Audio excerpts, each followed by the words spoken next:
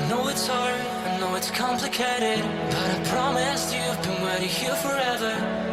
I had a much to say, but you're not hear me. No, we're invincible, like fire in the snow. Trust me when I say you are my beautiful world, and I'm feeling it all. We should make an effort. It's true you're so far away, and it's true you don't feel the same. But if you take my hand, we can try and go back. Start it from scratch. I won't let you go. No, I can't let you go. 'Cause you're my gravity, and I will never leave. I won't let you go. No, baby, I will not. Because I still believe. You're my gravity. You will never be what I expected. Different frequencies, that's why we ain't connected. You know I will make it through. I got nothing to lose but you. It's true you're so far away, and it's true I can feel the same. It's another day, you know you want me to stay, but I go my way. I won't let you go. No, I can't let you go. 'Cause you're my gravity, and I will never leave. I won't let you go. No, baby, I will not. Because I still believe. You're my gravity.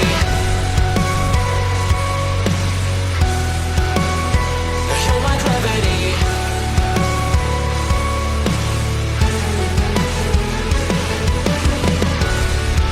You're calling out my name, but the echo numbs your pain. Sorry, but more than just a shadow, I'm more than just a man. You don't care how I feel, you don't know how I feel. No, you don't know how. I wash away the sorrow till my heart can beat again.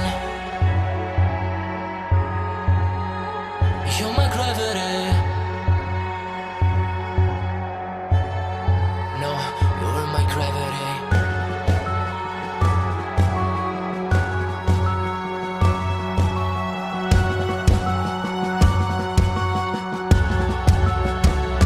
I will let you go. The only thing that I know, you were my gravity, but now I have to leave. I will let you go. What do you think that I want? What do you think that I want? I know how to breathe into my gravity. Into my gravity. Into my gravity. Into my gravity.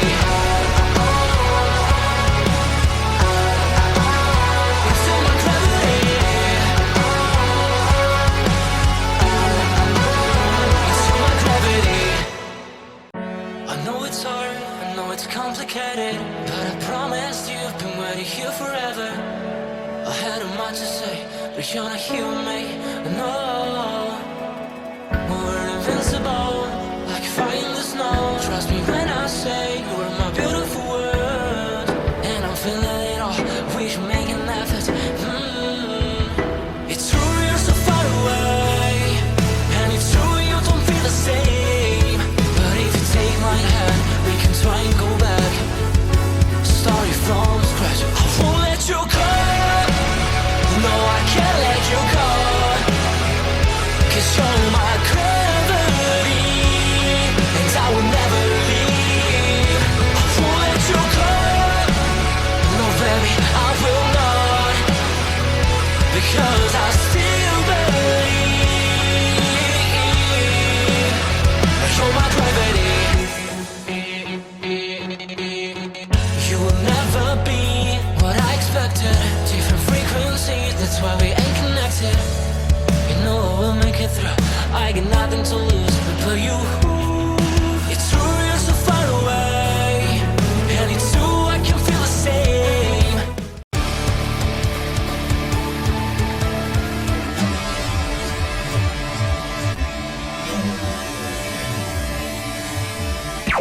Warning: the Duracell Cup Series data file you have attempted to access is out of date.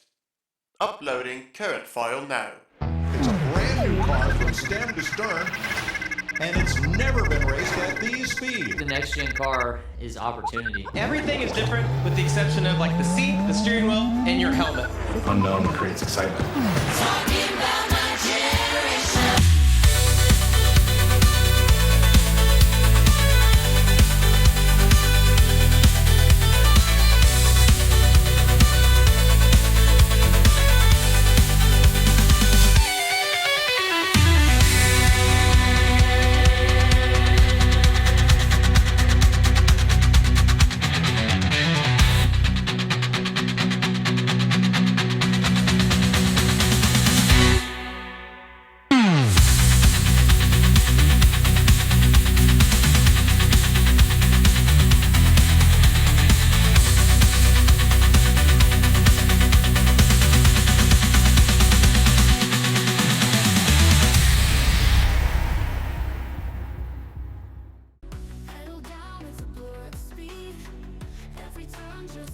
Good afternoon, ladies and gentlemen, and welcome here as we get set for the 25th race of the second season of the NNSCRA Duracell Ultra Lite Series. This is the 5th playoff race, the middle race of the round of 9. Yep, we're still in the round of 9. We were supposed to be in the round of 7. We had that 3-way tie for the elimination spot. If you've been tuned into the series, you know what I'm talking about.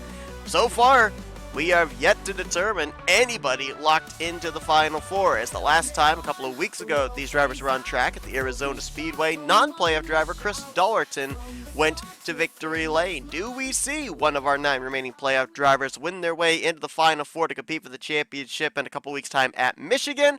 We'll have to find out, but it's Daytona. It's a wild card race. It's a super speedway race. It's going to be really interesting to see how this one plays out this afternoon. 48 laps around this 2.5-mile high-banked super speedway, and this is the second time that the Lites drivers have been here this season. Remember, we kicked off the season here at Daytona, and playoff contender Skylar Taylor went to victory lane. Can we see Taylor go for the Daytona sweep? Time will tell. Kat Batson lines up on the pole position. Her first pole of Season 2, second pole of her Lite Series career, and she's looking to find victory lane for the first time in her career overall. 14th in the point standings. It hasn't been a horrible season for Kat Batson. I remember back at the beginning of the season, she was mired back outside of the top 20. Has really done a good job this last month and a half of putting together solid, consistent runs. Been very under the radar in my opinion, and right now sitting solidly only the 4th driver out of where the playoff drivers are. Been doing really well. We've seen the Fords really come alive, it seems, here the last few weeks as well. We saw Nathan Stapleton double down at Nashville Super Speedway. Of course, we documented 2 weeks ago, last race for these drivers, it was Chris Dollerton going to victory lane. So the Dark Horse Mustangs, they're starting to find some good speed here, and you have to wonder, with that being said, does that put an advantage maybe for Kyle Langland, who at this point in time is the only Dark Horse Mustang that is in the hunt for the championship, was the only Mustang to advance into the playoffs. We'll see. We'll see what's going to happen here. Of course, as well, being a super speedway, teammates will get the opportunity to work together. A lot of big organizations out there with multiple cars. Haas Racing, which of course, with Matt Haas back in the Cup Series earlier on the season, won the Daytona 500. You've got, of course, Garage 55 with their Mazdas. There's a lot of big teams with a lot of cars that might be able to work the numbers in their favor here in this one. Cody Majork is going to be on the outside of the front row. He is the highest starting of the playoff contenders. As a matter of fact, he is the only one of 2, make that 3 drivers, I should say, that are playoff contenders starting inside of the top 10. The only playoff driver starting inside of the top 5. You got to go back to the 5th row, the completion of the top 10, to find Cam Wright Jr.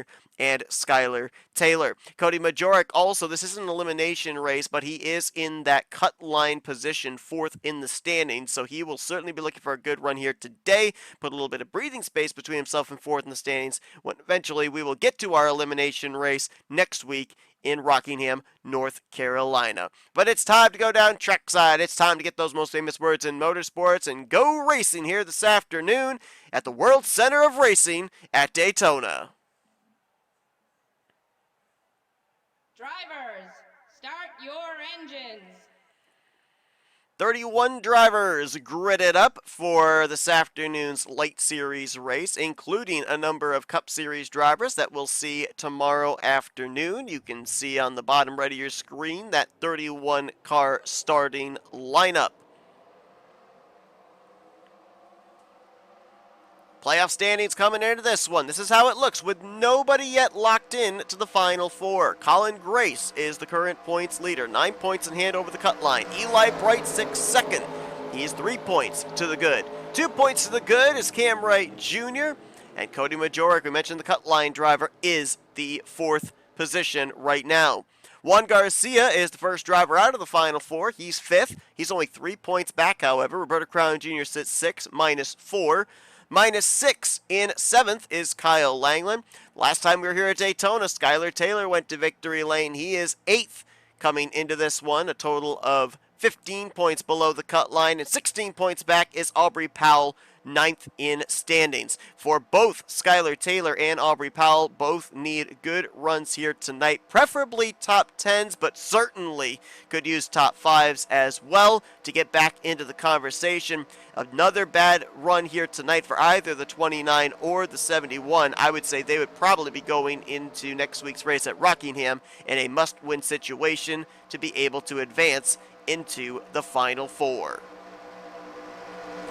Number of Cup drivers getting some reps here in preparation for tomorrow's Cup Series race, including Jack Mitchell, Daniel Voiles, Anthony McCrory, and RJ Bishop. Bryce Egan pulling the double duty as well, as he's in the All-Star car for Trackhouse Racing tonight. He qualified for the Cup race tomorrow afternoon for Haas Racing. And we are getting ready to go here, as we'll have that Chevrolet Camaro pace car make the left-hand turn to pit road. Hopefully we won't need him all that much here this afternoon, as Cat Batson will bring the Aussie Hair Products Dark Horse Mustang for KB Racing Enterprises to the green. We're racing at Daytona.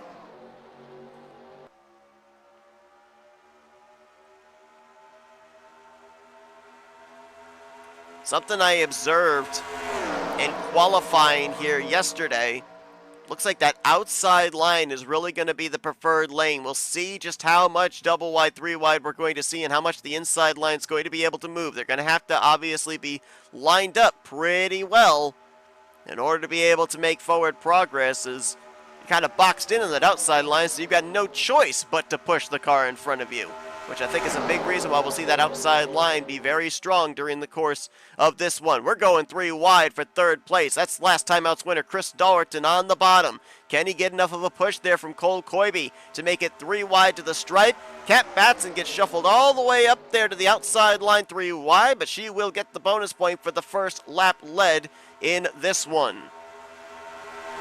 Ralph Mason in the middle line now with Southern Cross Racing nose to tail there. That's David Dixon, the 45. Playoff driver Cam Wright Jr. in the 95. As that inside line continues to stay tough, they have a good tight draft. Chris Dallerton, Cole Koibe, Michael Turner down there. So you got a Haas Racing Toyota splitting up the Michael Norman Motorsports Dark Horse Mustangs. And Dallerton's going to edge ahead here through 3 and 4. Can he hold off the run of that middle line or that 3rd line to the stripe and pick up a bonus point here? It's going to be close, but I think he did indeed get it. Scoring says I am correct. Mason, though, got the better push through the tri-oval, and he's almost clear for the race lead on all 3 lines, as here comes the inside line charging back with Dallerton. Something I'm noticing there as well, I don't know if Kat Batson is moving down to side draft and pinch, or if David Dixon's having trouble holding his car in that middle line, but a couple of times the 45 and the 39 have been close to banging doors. As Mason now clear of the top line, he'll move up in front of Kat Batson.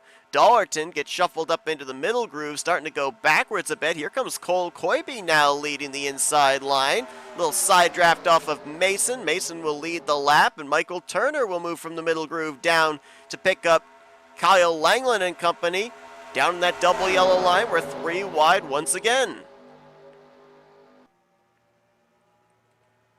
We do know that these drivers cannot make it on fuel the entire 48 laps. We're not 100% certain what exactly the fuel window is. Normally at most racetracks we will go with what's known as 2X. That is 2 times tire wear, 2 times fuel consumption. Really, we don't care about tire wear here tonight. Tires will not be a factor. Fuel absolutely will. This is going to give us a benchmark as to what to expect in tomorrow's race on the Cup Series side as far as what the fuel window is. As we got a driver coming to pit road. This is unscheduled for Autumn Brooks. Mazda out of garage 55, highest running driver in the standings that is not in the playoffs, our winner from Watkins Glen, making the dive to pit lane. This is way outside the fuel window, so this has to be some type of a problem for Brooks, whether it be mechanical, maybe feeling a tire going soft, but now Autumn Brooks going to definitely be hoping for a caution, and not only that, but to stay on the lead lap before that caution comes out. And Sean Galligan now goes to the point. Be the second Garage 55 driver to lead. Bryce Egan, Kyle Langland lining up there in that top side. These are drivers that worked their way up from the back of the pack to the front on the inside line. Galligan started out back in 28th. Bryce Egan making the move to the bottom, started 26th. So that was about, what, little more than 5 laps, and a couple of drivers outside of the top 25 now up here at the front. I talked about this earlier this afternoon and yesterday in the 2 qualifying sessions. Track position is important for 2 reasons. 1, if a wreck takes place middle of the pack, you're in front of it. 2, you get yourself a nice pit stall towards the exit of pit road, which could be important if we end up having pit stops under caution. You get that nice launch and only a few hundred feet to go to the pit road exit commitment line. However, that's the only 2 things that track position is important. Other than that, it's not really where you start, it's where you finish at a super speedway. Mike Tellier making a move there. He started 24th, and this is for second place as he'll move on the bottom of Kyle Langland, who's right now the highest running of our playoff drivers. Here's Autumn Brooks. They have caught her. She did return to the track on the tail end of the lead lap, but certainly going to get reeled in here by the pack running single car. No way she's going to produce enough speed to be able to stay ahead. Now she'll just mesh in with this group. That's going to allow Kyle Langland, Sean Galligan to get out ahead of this group that was held up behind the 60 for a moment. This might be too far ahead. They're going to be the proverbial sitting ducks when this field gets all put back together, and I think them catching Autumn Brooks may have saved a playoff driver. I was noticing that bright green Interstate Batteries Toyota of Aubrey Powell at the tail end of the field was starting to lose the draft. With this group having to check up a little bit when they caught Brooks, I believe this has brought Aubrey Powell back to the tail end of this pack. So a very important moment there for a playoff contender. Remember, we mentioned Aubrey Powell did not run well last time out at Arizona. Comes into this race 9th of the 9 playoff drivers, cannot afford back-to-back poor performances, and could have been in a bad situation here had it not been for that little bit of a checkup, little bit of a stack up there when they approached the 60. There are a lot of playoff drivers kind of hanging at the back here. Cody Majorca, who started the outside of the front row. He's up on that top side there. And look at the inside line here. The 18 of Roberto Crown Jr., the 27 of Colin Grace, the 29 of Skylar Taylor. You've got right now 5 playoff drivers that are outside of the top 20. They may not stay there for long, but just something to kind of think about here in the early going of this race. There's 2-time winner Nathan Stapleton trying to get something going on the bottom. He's got two of the Cup Series drivers behind him. Anthony McCrory in the All-Star car out of Garage 55, and RJ Bishop in the All-Star car for Bishop Family Racing. There are, I believe, 3 drivers in the field here in this one that are participating in the playoffs on the Cup Series side. Daniel Voiles being one of them. He's already locked into the Final Four with his victory last week at Boston International. But you've also got, we already documented RJ Bishop. You also have Jack Mitchell. You can see him back there, that McDonald's black and green Chevrolet. Another playoff driver, just looking for reps, looking for track time here in preparation for tomorrow's race as caution is out. Yellow flag waves for the first time here tonight. This could be really important in terms of that fuel window, and Sean Galligan is going to lead us back to the caution at the completion of lap number 11. I'm sorry, completion of lap number 10. Oh, man. Colin Grace, who came into this one leading the playoff points, had an incredible first round of the playoffs as well, where he ended up picking up a victory at Road America, that first playoff race to lock into this round, smoking on the apron, and there's a ton more. Cat Batson, who started on the pole, playoff driver Roberto Crown Jr., there's Ralph Mason, who was out in front earlier, Dave Smith, Cole Coybe, Dollarton, Wes McCoy. Wow, we have had ourselves a major wreck here that is going to more than likely have them some playoff implications. Let's take a look at what exactly happened here. I saw the field spread out towards the back of the pack, but I didn't see the incident take place. Who does this even start with is the question. Let's focus on the 38 of Cole Coybe. He crossed the line in the 17th position. And here's a look at it. Are we 4 wide back here? Looks like we might be. And then Roberto Crown Jr. gets the right rear of, I think that's Colin Grace. Coybe goes up and into the catch fence there. And then hard to see him back behind the campers in the infield. But that was a massive pile up. Let's go to the chopper cam. And let's focus it on the 27. Yeah, we were 4 wide. Hold on, we're going to go back even further. Let's see how we even got to 4 wide. Let's take it off of 4. So you're going to see Roberto Crown Jr. He's going to make a move here on Dave Smith. He gets a nice toe there. But Colin Grace also gets a run in the draft of Jordan Anderson, and that makes us 4 wide going into turn 1. Watch the 18 right there. 21 drifts up a little bit to Roberto Crown Jr.'s defense. And wow, how did David Dixon get through that? But that is right there. 2 playoff drivers involved in that wreck. That caution came out just a little too late for Autumn Brooks. But now Colin Grace, Roberto Crown Jr., oh boy, this is not what they needed. Cody Majoric was back behind this too. I don't think he got involved. Let's take a couple of onboards. Let's first start with David Dixon, but then we'll look from Cody Majoric, who I believe is right in front of the 45. Maybe we'll see how he got through as well. If he got through. I didn't see him involved, but that doesn't mean he wasn't.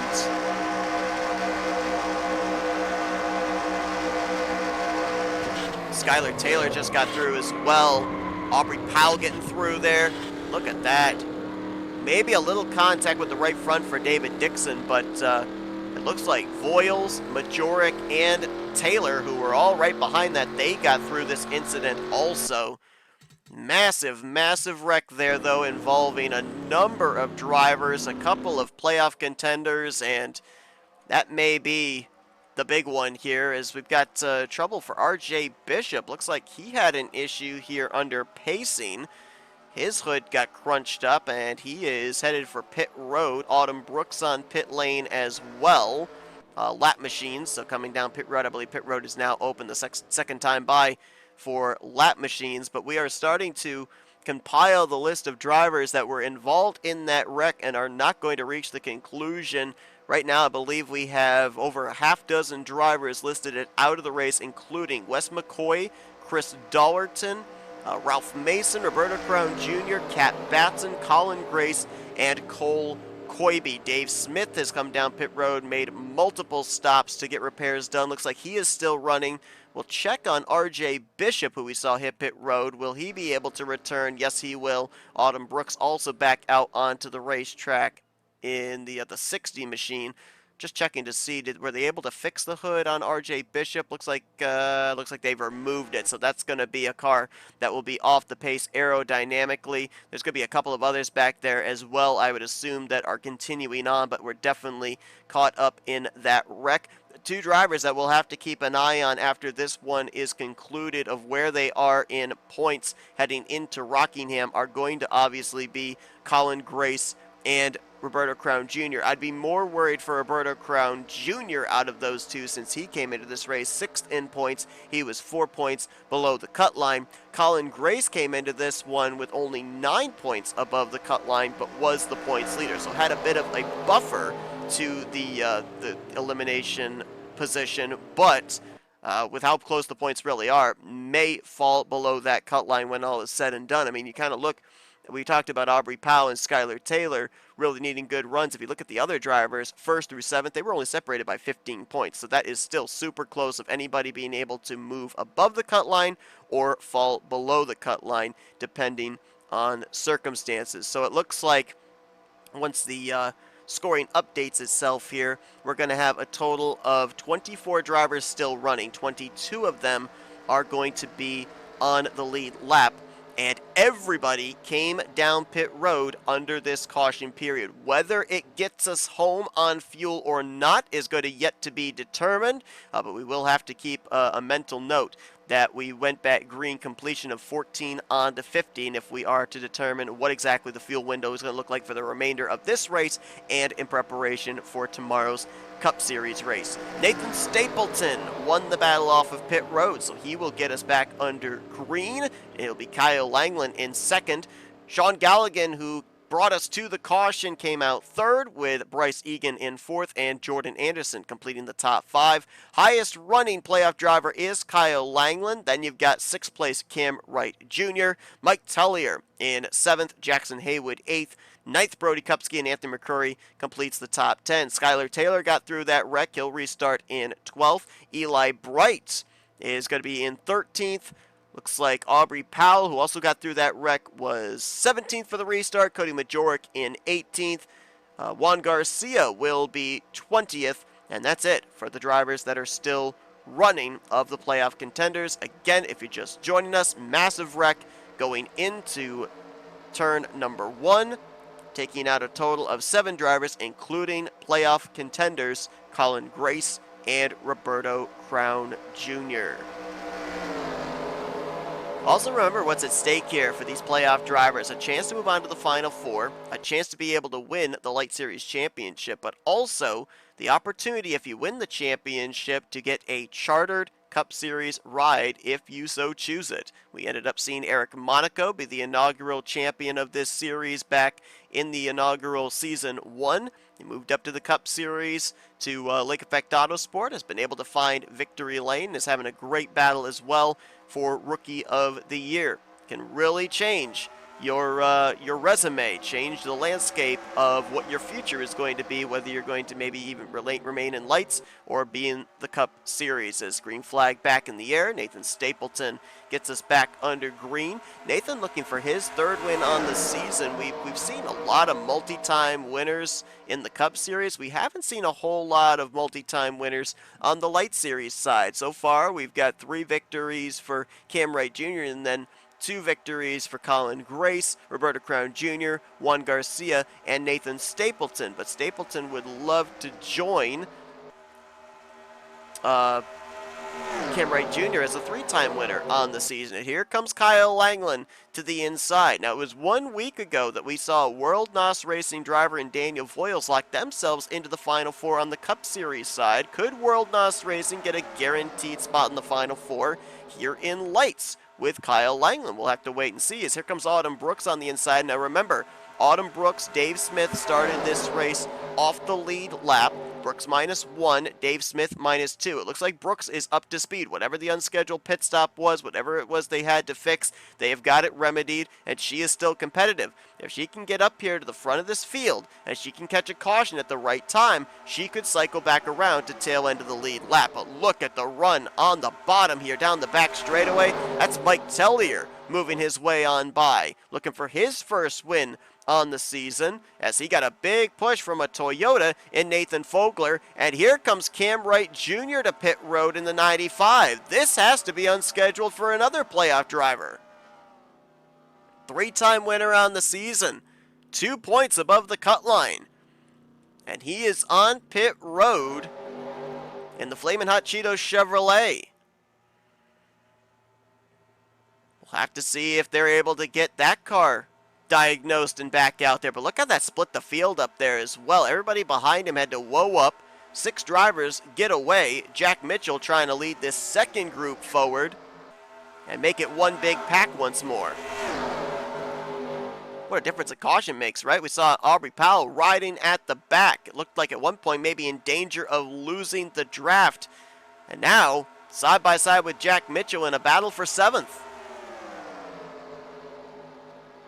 Actually, correction, make that a battle for 6th, as we only have 5 lead lap cars up in this front group. Mike Tellier, a former winner in the Cup Series. That was back in Season 5 when he drove for Gunther Motorsports. Picked up a victory at Homestead Miami Speedway, which is a Florida-based track. So looking for a Lites victory at another Florida-based track here in Daytona. This would be a home track technically for Steve, or for Mike as well. Or no, correction. No, I'm getting my names mixed up. Actually, do we have any hometown drivers in the field here? I'm trying to think. Do we have anybody out of Florida that is in the field, at least to my general knowledge? And I can't think of anybody that I can see. As here comes Kyle Langland with help from Nathan Stapleton. Couple of Fords lined up nose to tail there. Jack Mitchell sees a lane. Big run there from his Chevrolet. He'll try to take it 3 here. Will he get help is the question. Doesn't look like it. Aubrey Powell's going to shade more to the middle along with Eli Bright. Now they'll move down to the bottom as Powell gets alongside of Stapleton. Skylar Taylor down there as well, looking for the Daytona sweep. Do have car up ahead that the leaders are catching. That is Cam Wright Jr. Tail end of the lead lap right now after that unscheduled pit stop, but more than likely going to get reeled in and put off the lead lap. This is not what Cam Wright Jr. needed here, as he will be pretty much iced into 22nd, maybe 23rd, because this will put him and Autumn Brooks on the same lap as each other. And, ooh, wow, they're going to catch him in a really bad spot. That's going to hold up that outside line. Look how the inside line was able to stay in the throttle. Mitchell will go to the point. Powell into second. Eli Bright into third. How about Eli Bright? One of 2 drivers that made it into the playoffs without a victory. The other driver, Kyle Langland. Not to say those 2 drivers haven't been in the conversation for wins this season. They just haven't been able to close out the deal. And it would be a true testament here for both Bright and Langland if they're able to make it into the Final 4 without finding victory lane here in the first 26 races of the season. Heck, if they're able to win the championship without winning a single race. And they're going to be the 2 side by side here. Bright on the top, Langland on the bottom as they'll make their way off of turn number 4. Give the advantage to Langland with an assist from his World NOS Racing teammate Daniel Voiles. And Langland's going to get himself to the stripe first. Already has led a lap, so he's got that bonus point wrapped up. Currently, I believe the bonus point for most laps led is in the possession of Sean Galligan, who has led 6 laps. Next closest to him would be Mike Tellier, who has led 4. And Langland has now led 3.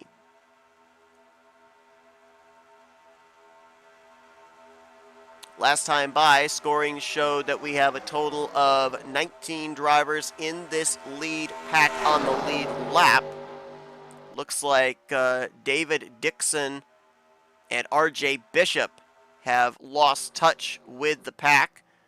RJ with that damage we saw as they removed the hood of his machine, just trying to soldier on, and there is some front-end damage, a buckle on the hood of DHL Chevrolet you can see there as well for David Dixon that he's dealing with. So both drivers having some aero issues, if you will, really affects the straight line speed.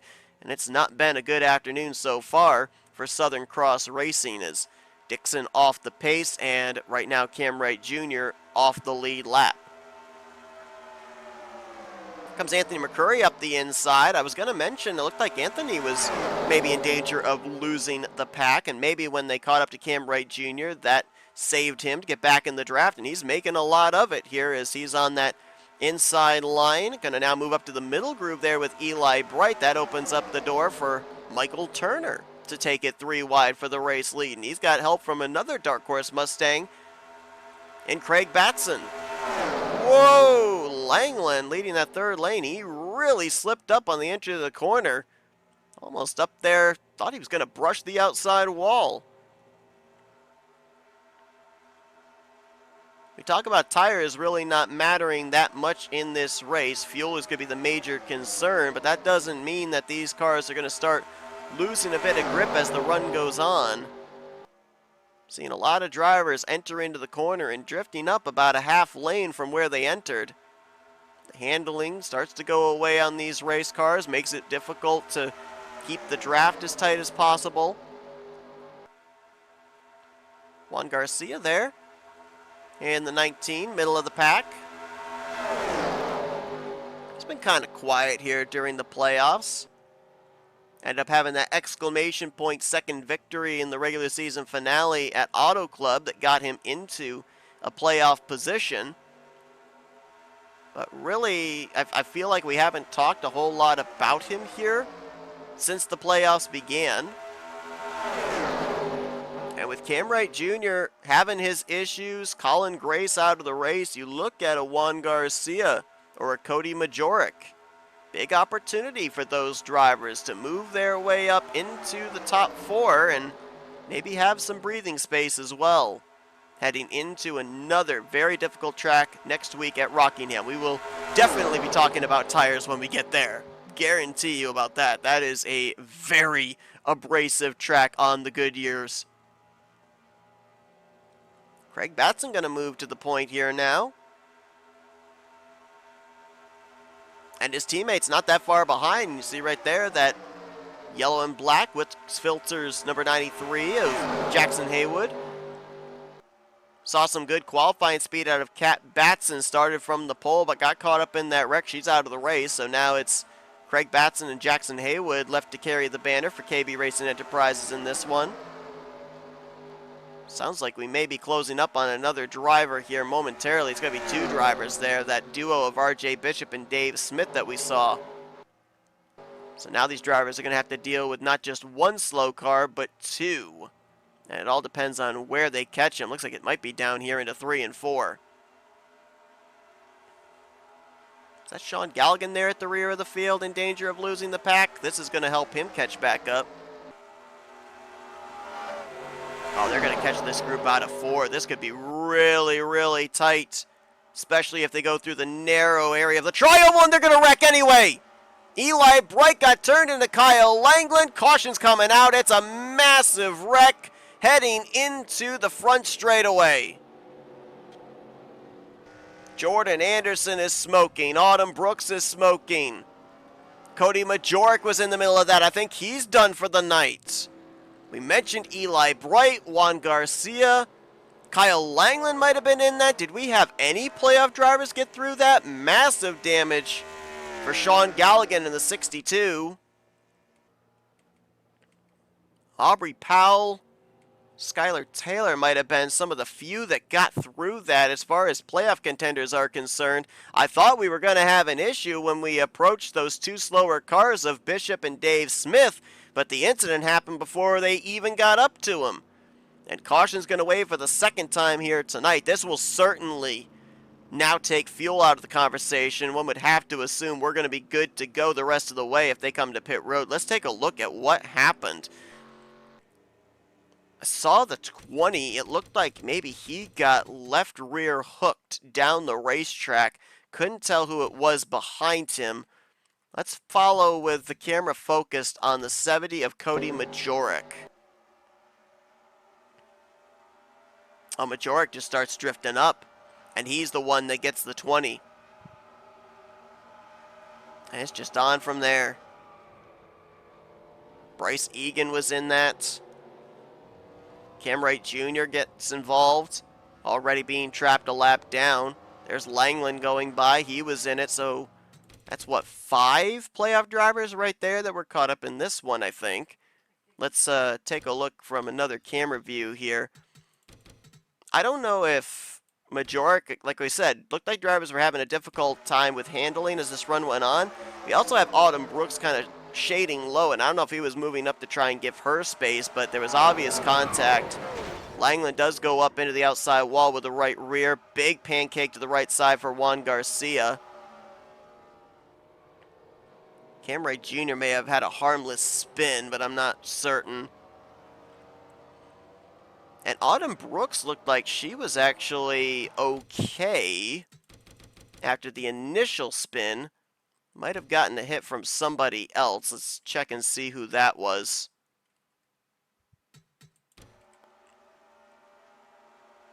Up on that top side there, Skylar Taylor, Aubrey Powell. There's a slight hit there from Nathan Fogler. I guess that was enough to kill the engine on the 60.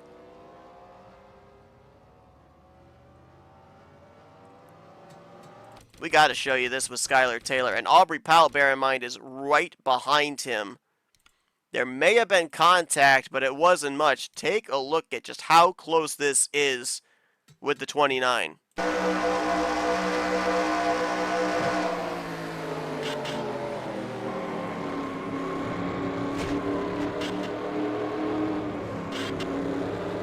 Just literally scraping the wall, riding the wall. And fortunately for him, that path remained open all the way through the tri-oval. Same deal for Aubrey Powell, who was right behind him. I believe Anthony McCurry was also up in that outside line and followed them through. Daniel Voiles did the same.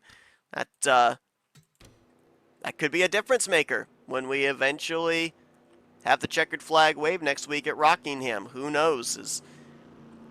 Looks like more drivers going to pile up here in the garage area. So far, Jordan Anderson's gone behind the wall. Cody Majoric behind the wall. So both of the Joanna Atwood Motorsports cars collected up in this one and are done for this race. Majoric, we were talking about with Cam Wright Jr. having issues and Colin Grace out of the race. Big opportunity for him, and now going to be DNFing. We've got to wait and officially see what position that's going to be. It looks like also Sean Galligan, Autumn Brooks, couple of Mazdas out of Garage 55 are not going to reach the conclusion. So I think that leaves just Anthony. Mason's already out of the race, so Anthony's the only Garage 55 Mazda still left in this race. We're going to wait until the scoring updates and they all cross the start-finish line, but it looks like right now we're going to have a total of 21 drivers still left. RJ Bishop, we saw go a lap down just before that caution waved, so he will remain off the lead lap, and Dave Smith ended up going a third lap down, so those two machines will probably be on the inside line here for this upcoming restart, and we should have a total of 17 drivers, if I'm not mistaken, on the lead lap. Also add Cam Wright Jr. to the lap down cars as well. Though he is able to continue on, which even despite being a lap down, he's going to, we know, at least finish ahead of other playoff contenders like Majoric, like Roberto Crown Jr., like Colin Grace. He came into this race third in points. He may not be coming away with the finish he wants, but he may still, incredibly enough, be above the cut line when we conclude this one if he's able to just continue to run the laps and more playoff drivers run into issues. But let's talk about the playoff drivers. This could be huge for them in terms of building up a cushion going into Rockingham. You got to go a bit of a ways back there outside of the top 5, but inside of the top 10 you've got lined up nose to tail Eli Bright in 7th, Skylar Taylor in 8th, and Aubrey Powell in 9th. This could be a huge night for those drivers. Not only do we have a number of playoff contenders out of this race, but we've got a number of drivers overall that are out of this race. I believe that we've only got maybe at the most 15 drivers that are going to be up to speed now in this one. That increases the odds of those playoff drivers. You can also throw Kyle Langland into that conversation if he didn't have that much damage from the wreck. It increases the odds, it increases the ratio percentage of them finding victory lane right here tonight. Remember, you win Daytona, you go into Rockingham already locked into the Final Four at Michigan. That's what is at stake here. We talk about this being a wild card race. These two cautions, these two big wrecks, the playoff drivers that they have involved, it has definitely fallen into that category. It could continue to do so if one of the remaining playoff drivers win here tonight. They are guaranteed that they will battle for the championship in 2 weeks' time, and they could experiment. They could take a lap and park next week at Rockingham. They could do whatever they want. They have ultimate freedom for 2 weeks before they start gearing up and getting themselves prepared for the season finale at Michigan.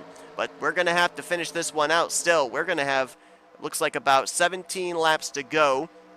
Fuel to the point I just made there with the timing of this yellow. Looks like it will no longer be a concern. Everybody came down pit road.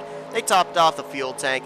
We should be good to make it. It'll be Craig Batson who will get us back under green. Michael Turner is going to line up in second. Jackson Haywood in third. Fourth place is Mike Tellier, and fifth is Nathan Stapleton. Notice anything interesting about that top five? Yep, you guessed it. They are all blue ovals. I've talked about the Fords have looked really good here for the last month or so with victories by Nathan Stapleton and Chris Dollerton in the last 3 races. Highest Toyota is going to be Nathan Fogler as he'll restart in the 6th position. You got to go all the way back to David Dixon in 13th to find the highest running Chevrolet. Looking towards the back there, keeping an eye on drivers that may be damaged and off the pace, and it certainly looks like a couple of the Trackhouse cars fall into that category. Juan Garcia, playoff driver, losing the pack. Same for the All-Star car with Bryce Egan.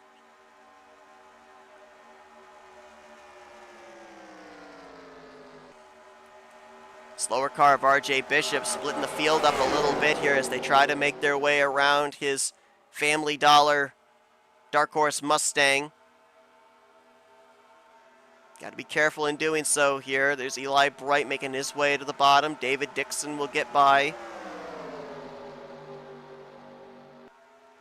Remember, David Dixon was off the pace. He had lost the draft. Looks like maybe they did a little bit of repair on that car, and he might be up to speed. Well, they are now past him on the inside. No, there's still that buckle on the hood. It's not quite as prevalent as it was. It's not sticking up as much as a parachute, but still going to hurt him aerodynamically, one would assume. As up here at the front, got ourselves single-filed out here for at least the top 4. Anthony McCrory there with Nathan Fogler. He's going to swing around the outside of the 13, take that run to the inside of Cam Wright Jr., who is a lap machine. Remember, this is not for position. The 95 is currently the first car 1 lap down, and Anthony is going to take that momentum with the draft off of Jackson Haywood, try and make a pass here for third, and there goes his drafting help all of a sudden. Ooh, he tried to tuck up there in front of Cam Wright Jr., was not clear, but he will have Langland and Eli Bright helping him. Now he's clear on the 95 as he'll move up into the top groove. Jackson Haywood going to try and toe that bottom line as he'll move out, try and see if he can get a run for second on Michael Turner.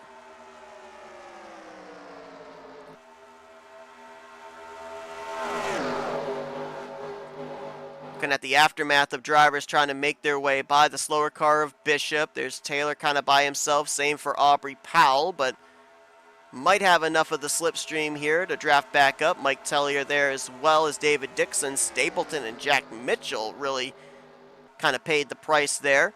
Spent the longest amount of time trying to get by the 16. See if they're able to catch back up, especially if these guys start getting racy double and 3 wide in front of them. Brody Kupski also back here, though he's got some damage involved in that last caution. And R.J. Bishop not going to move to his inside. Brody is in 15th place, still on the lead lap And there's the two cars I documented that lost the draft very early on in this restart. Juan Garcia right now in 16th and Bryce Egan in 17th. So if things don't change, there are a number of drivers we know are out of the race, and there's a number of drivers that are off the pace or a lap down that they're pretty much stuck where they are. Cam Wright Jr. currently stuck in 18th. Juan Garcia currently stuck in 16th. And if you're just joining us, we've had a number of playoff drivers caught up in two big wrecks so far this evening. Cody Majoric, Roberto Crown Jr., and Colin Grace all out of this event. Craig Batson burst on the scene. Didn't start the season out at Daytona, so this is actually his first time at Daytona in a Lite Series car. But he learned quickly, went to victory lane at Texas Motor Speedway. The lack of starts at the beginning of the season really hurt him, though, in being able to get up there and contend for a spot either inside of the top 7 in overall standings or for a wild card position. However, being a total of 3 starts less than the other drivers around him, he is actually not last in the point standings of the full-time Lights regulars. He actually has accumulated more points in 3 less starts than Mike Tellier has in running every single race this season. And he's not that far off from Nathan Fogler, Cole Koibe, Dave Smith, or Brody Kupski either. Michael Turner, who had a victory very early on in the season at Las Vegas, 17th in points coming into this one, looking to have it be back-to-back races that a Michael Norman Motorsports car goes to victory lane. Chris Dallerton is currently out of the race in 26th. Keep the Ford train rolling and become a multi-time winner on the season. Here comes Kyle Langland. So here's your playoff drivers right now. 4 of them that we're going to be keeping tabs on. Langland in the 26, Bright in the 20, Taylor in the 29, and Powell in the 71. If any of those 4 win here tonight, they're locked into the Final 4. As here comes Eli Bright, looking to get by Cam Wright Jr. This is not for position again. Remember, the 95 is up in this lead pack, but he is not on the lead lap. So he could be a proverbial X factor here, and you could certainly think if he's got the choice of working with one of the other playoff drivers or a non-playoff driver, he's going to choose that non-playoff driver. He doesn't want to give that automatic lock to any of his competitors. One problem here as well, less cars than what we started with, so a lot less energy is generated in being able to put together a run. You've seen Eli Bright made a move, Anthony McCurry makes a move. There's just not enough energy to be able to get something organized, get something going here. So we're going to go 3 wide with some playoff drivers there. Langland on the bottom, Powell in the middle, and Taylor on the top. If you're Craig Batson, I think you're just basically, right now, you're running up there against the wall. We've talked about it being the preferred line, and you're hoping that traffic, when and if you catch it, is not going to mess you up. Well, we're going to get to find the answer out to that very quickly, as they're about to catch those Trackhouse cars. Look how quickly they reeled them in. That just shows the difference in speed. These drivers topping out at 172. These guys are nearing 200 miles per hour. They were 198 through 1 and 2, having to really back it down there, though, as they approach these guys in a bad spot. And those that went up to there to that outside line are going to pay the price. They're going to get freight trained here, as now Eli Bright goes to second. McCrory's going to go into third. Skylar Taylor is trapped up there in this outside line, so he's going to lose a ton of ground. We're all trying to get by the 11 and the 19. Oh, now the 11 gets put down to the bottom by Michael Turner. I think these 4 are in trouble right now. I think Turner, Tellier, and Taylor, they are really going to be in trouble. I think they're going to lose that group. They got boxed in. So now Skylar Taylor drifting all the way back to, looks like that would be 11th place. You've got another group back here as well of cars that are damaged that were involved in that wreck a little bit, that second wreck. Nathan Stapleton, Jack Mitchell, David Dixon. Might have also been the amount of time they spent trying to get around the slower car of R.J. Bishop at the time. Looks like that's Bishop and Kupski going into turn 1. The leaders are making their way through the center of the tri-oval, so they'll be catching them pretty quickly. Oh, Tellier, Turner, and Taylor might be okay. Looking at it, I think they might have a little bit of a draft there on Eli Bright and Nathan Fogler. They might be all right. I thought they were going to be in danger of losing the draft when they were boxed in that long behind the Trackhouse cars, but looks like they're back up here in this pack. So we'll still have 11 drivers in the conversation. Aubrey Powell is now into second place. Aubrey Powell with a victory back at Pocono. Currently last of the 9 playoff drivers. Could be a big race for Aubrey, coming off a poor performance last time out at Arizona. Langland slots into third. McCrory in fourth. Jackson Haywood side by side for fifth with Nathan Fogler. As next time by will be at 5 laps to go. This race has flown by despite the fact we've had 2 cautions. And we are going to catch those cars here, I would assume, over in 3 and 4. Catching them on the straightaway is not as bad. You have a little bit more maneuverability. Catching them in the corners is really seemed to be a trouble spot here for the front pack. Oh, and especially if they're going to go side by side together and leave you really only one lane to work with, this is not going to be good. Where in the heck do we go? Powell's going to find the bottom. Can she get to the inside of Bishop? No, we're going to get stacked up behind the lap cars here. We are literally boxed in behind, I should say. Between. Is that between and behind? 2 lap cars. What in the world do we do here? We're gridlocked. Aubrey Powell's got to force it 3 wide. And now she'll do so. Daniel Voiles didn't go with her. But Kyle Langland did, and that's going to move Powell to the lead. Langland to second. Haywood into third. Now here comes Langland for the top spot. Look at this. Playoff drivers battling for the lead. Maybe the win. An automatic lock into the Final 4. And Jackson Haywood's going to move up and help Aubrey Powell. He doesn't help a fellow Mustang. Eli Bright is boxed in back there, as is Skylar Taylor. Will they have enough time to get up here into the conversation? Langland still getting freight train. That's his teammate going by him on the top side there as well. So Langland battling for the lead a couple of corners ago, now going to drop back to at least 5th. As Aubrey Powell leading the way, trying to lock into the Final 4. Here comes Jackson Haywood to the bottom, going to get some help. That's Michael Turner going down there. Can Haywood keep a tight draft with the 0-2 and take the race lead? Does anybody else go down there? Langland looking like he's thinking about it. He's going to go down there. We're going to have pretty even lines going into turn 1.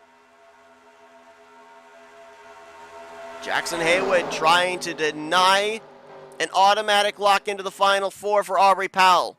Drifts up the track a little bit, though. We're not going to be organized down the back straightaway. Haywood's going to get stuck 3 wide. Look how that helps Aubrey Powell clear for the top spot. Haywood will move in behind her. This time by will be 2 laps to go. Aubrey Powell's in a great position right now. Can control the lanes. Look at the run on the bottom. 2 cars, Langland and Bright working together. Looks like we're going to be clear on traffic. I don't think traffic's going to come into play here in the closing stages. 2 laps to go. Haywood trying the bottom again. Turner's going to go down there with him. They got to stay committed to each other on that inside line if they're going to make something happen. If they start splitting up again on the back straightaway, it's not going to work.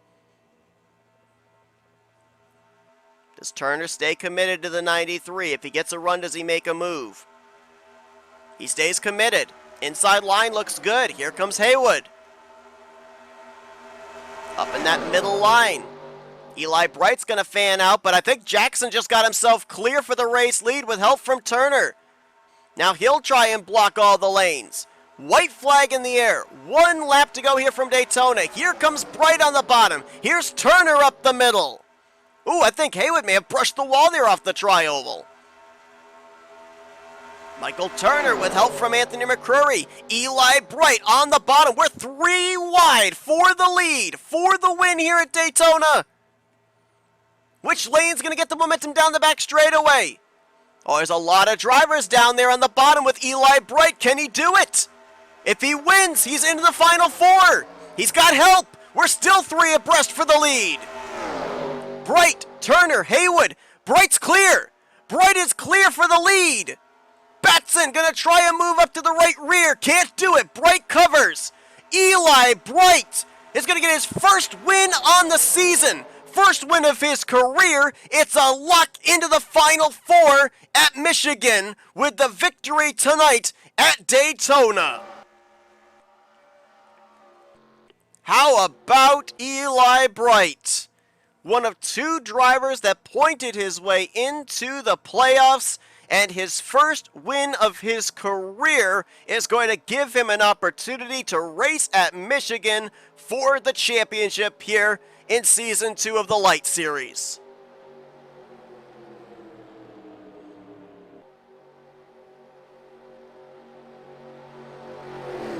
And the car that finished second behind him, I think, needs to get the biggest amount of credit in Craig Batson. He was the one that stayed committed to Eli Bright.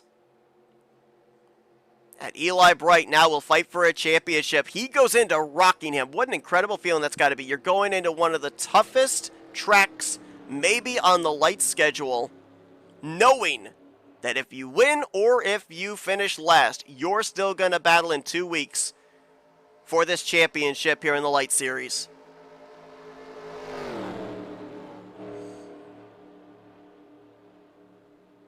That is going to be the, let me double check on this, I believe the 4th win on the season, no, the 5th win on the season for Trackhouse Racing, as his teammates Roberto Crown Jr. and Juan Garcia have been to victory lane twice.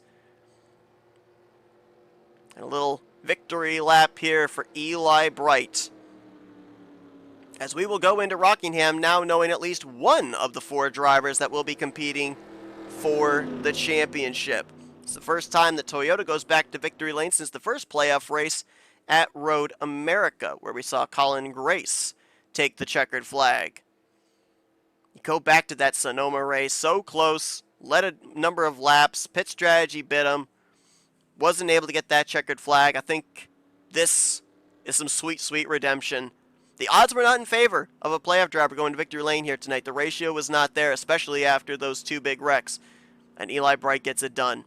Ford strong here tonight as they will complete the rest of the podium with Craig Batson and Michael Turner. Jackson Haywood right there in 4th as well. So KB Racing Enterprises brought some really fast Mustangs, despite the fact that Cat Batson's pole-sitting race car did not reach conclusion. Skylar Taylor and Aubrey Powell, they didn't lock themselves into the Final Four here tonight, but good numbers for Skylar Taylor. A win and a 5th place here in the 2 starts that he's had here in Season 2.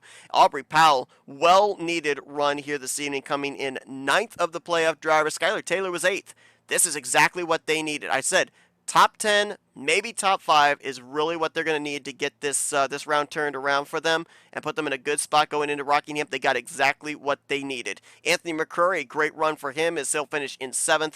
Daniel Voiles there in 8th. Mike Tellier brings it home in 9th, and Nathan Fogler completes the top 10. Kyle Langland kind of got shuffled out there near the end, finishes the last car in this pack in 11th. But Langland did come into this race a little bit closer to the cut line than Taylor and Powell. He was, I believe, 6 points below the cut line. 11th place should be enough to get back up above the cut line, but I don't think it's going to be by much. Cam Wright Jr. was able to bypass Juan Garcia on the racetrack. 16th for him, 17th for Garcia. We'll have to see. Garcia was just below the cut line. Cam Wright Jr. was just above the cut line. Are either of them still in the Final Four right now, points-wise, or will they be on the outside looking in going into next week? Cody Majorek, who was the cut line driver, out of the race in 22nd, and then the other 2 playoff drivers that did not reach the conclusion were Roberto Crown Jr., who came into this race 6th in points. He might be borderline must-win situation next week at Rockingham, and Colin Grace came in the points leader, but only by 9 points. 30th place performance, near dead last for Colin Grace. Colin, I think, is going to be below the cut line, but I think it's really going to be close around that cut line going into Rockingham next week. And I think you're going to have 3, 4, 5 drivers that are going to be hovering around that spot. Rockingham's got a big part to play in who the other 3 drivers will be. to battle it in this season's championship. But I say 3 because we know one driver that is locked in. That's tonight's race winner, Eli Bright, first win of his career in the Lite Series, and it is a big one. He hoists the trophy, the race win trophy here tonight at Daytona. Will this put him in line to hoist the trophy for the championship when we get to Michigan? Thank you all for tuning into this afternoon's race here from Daytona. If you enjoyed it, be sure to give this video a like, subscribe, part of the crew today. We showed your official finishing results, and you're now looking at your point standings as a result of these finishes. Take a look around that 4th in the standings spot. That's going to be the battle we'll be talking a lot about next week at Rockingham. But we got one more race to finish out here at the World Center of Racing tomorrow afternoon, 1 p.m. Eastern Standard Time. It's the Cup Series drivers as they get ready for their middle race of the round of 8. We already know one driver that's locked in Daniel Voiles. Could we find a second driver that will battle in the Final 4 on the Cup side here tomorrow afternoon? We will have to wait and see. Thank you all for joining us here this afternoon, and we'll see you guys tomorrow as we cap off our race weekend from Daytona. As I've been Seth Cole, and you've been watching another broadcast courtesy of NNSCRA TV, Offline Racing at its best.